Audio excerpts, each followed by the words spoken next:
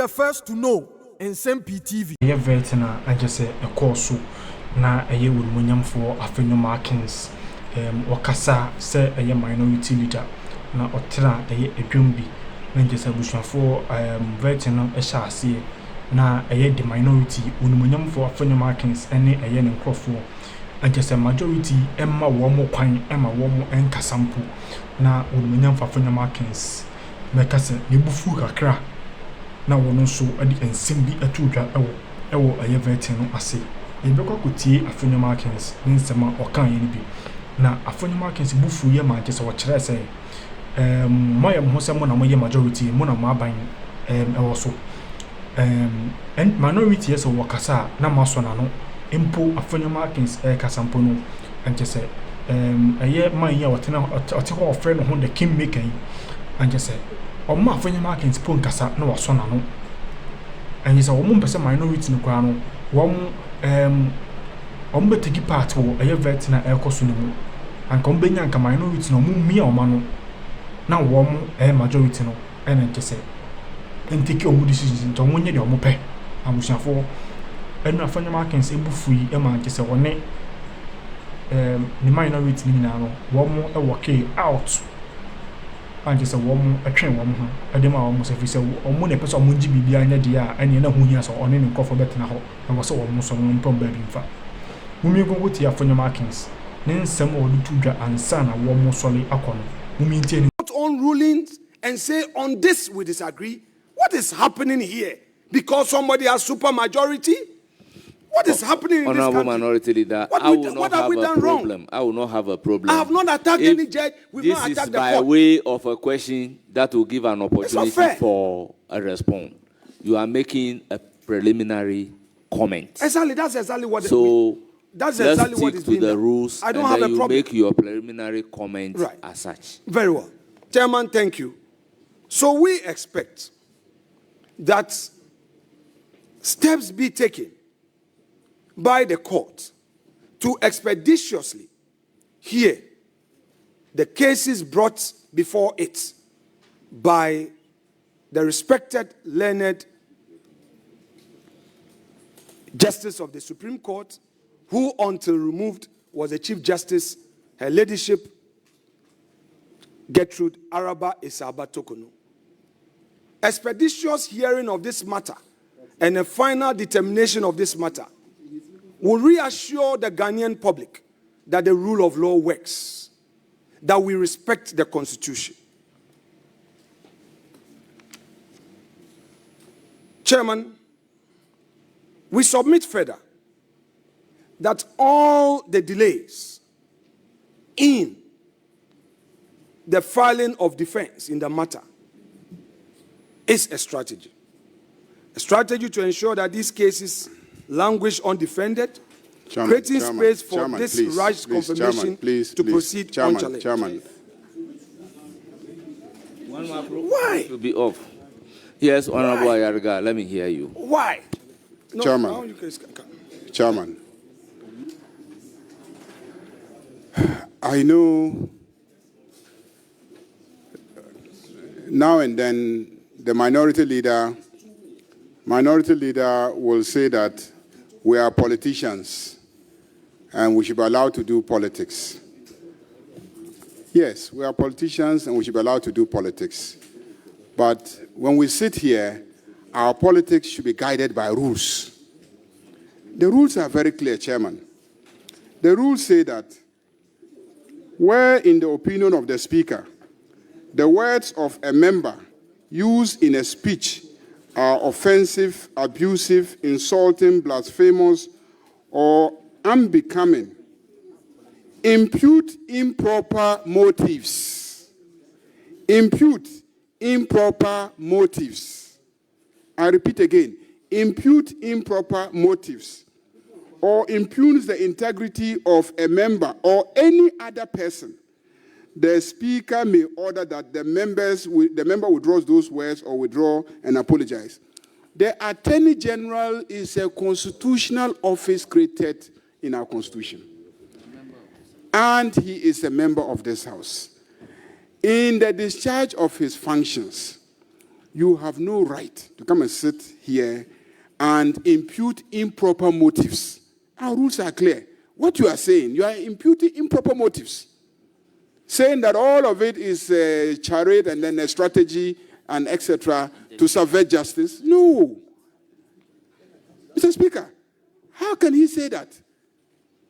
I object and I insist that that part of his statement should be expunged. And the rules are very clear that any reference to the conduct of persons mentioned in Rule 7 in any amendment, question, or remarks in a motion or on a debate dealing with any other subject is out of order.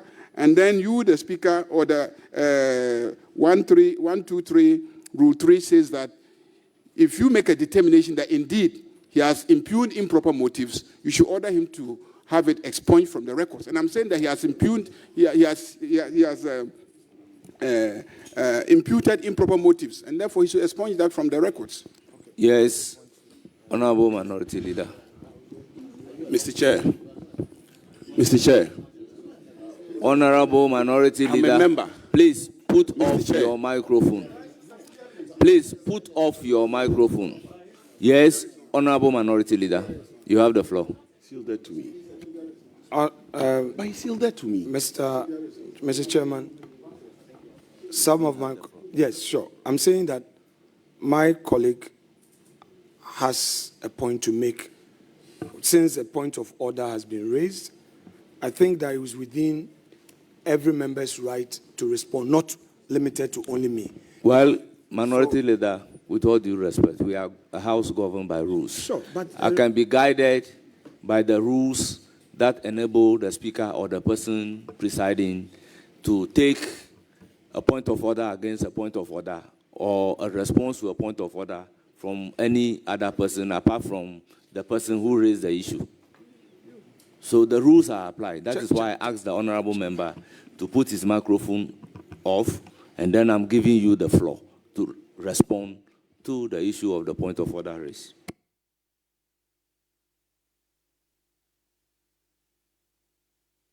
On the response to the point of order being raised. Yes, Honorable Nyimedu, let me hear you. Yeah, Mr. Chairman, I have been quiet since morning, and I think that we must be serious as a committee. Mr. Speaker, I should think that some members of this committee have a preconceived mind, either to object to every word, every letter that is said, and we cannot continue like that.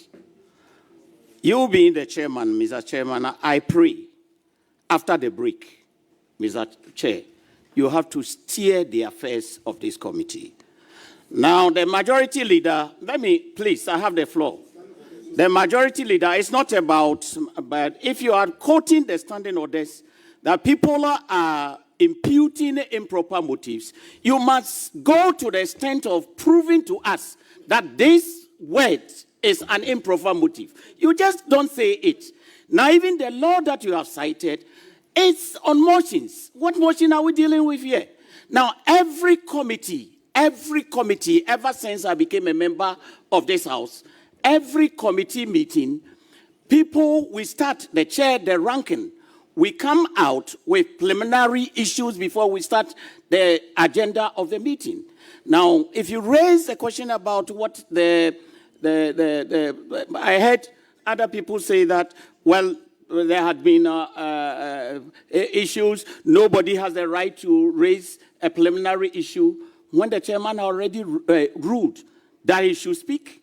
This is part of us. And if every word is going to be objected to, then I don't think that we are ready for the vetting. Now, we have been here all day. The nominee had not even spoken a word. This objection, that objection, and what else, and yet we are getting nowhere. Nsem-Pii, you raised a point, but I feel you are out of order. It's not in response to the issue on the floor. So, Honorable Minority Leader. It's not in response? Wow. Chairman, thank you. Your response to the issue. Oh, very well. Chairman, nowhere in my submission did I impugn improper motives? Or was there an inference to such an act?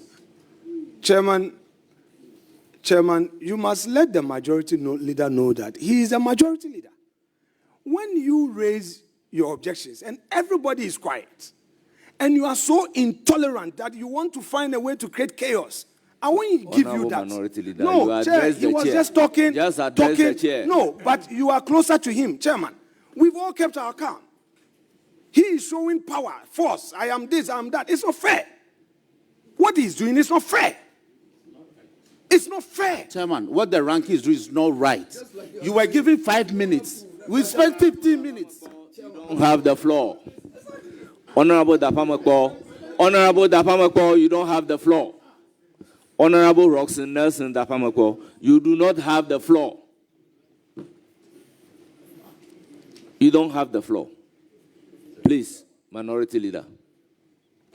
So, Mr. Chair, we've been very calm, quiet, decent. We want to discharge our parliamentary duties, yet the attacks are becoming one too many. Now, let me respond to him.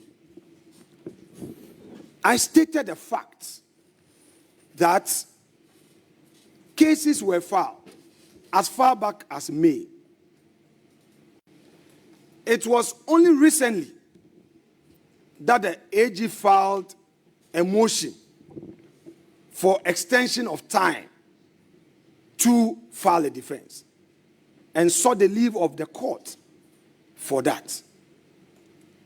It is a matter in the public domain that long after the time required to file a defense in that important constitutional matter had lapsed, the AG had not filed, the court itself had not issued a hearing notice to compel the AG to come to court until the AG requested, applied to the court for leave to file out of time. It is a statement of fact that we, as the minority, are raising as part of our concerns regarding the constitutional overreach. We are not saying anything less apart from what is in the public domain. So, Mr. Chairman, the majority leader must be restrained. All the confusion is being caused by him. All the confusion, I have my speech before me. I can read it again. You see? Honorable Chairman. Leader. Chairman. With all due respect, can you conclude? If I will have to rule on the objection raised, this is what I will say. We have a constitutional mandate to vet the Chief Justice nominee. The issue before the courts, whether a defense has been filed, leave has been sought, defense has not been filed, is a matter entirely in the domain of the courts. And this cannot be a subject matter of discussion at the vetting committee. Consequently, everything said about defense or relating to that is ordered to be expunged from the record. Chairman, Minority Leader, please proceed. Chairman with respect. Chairman with respect.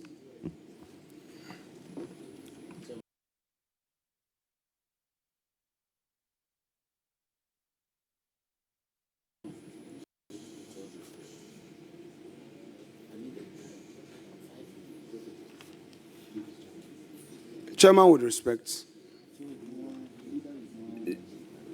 You are not doing justice.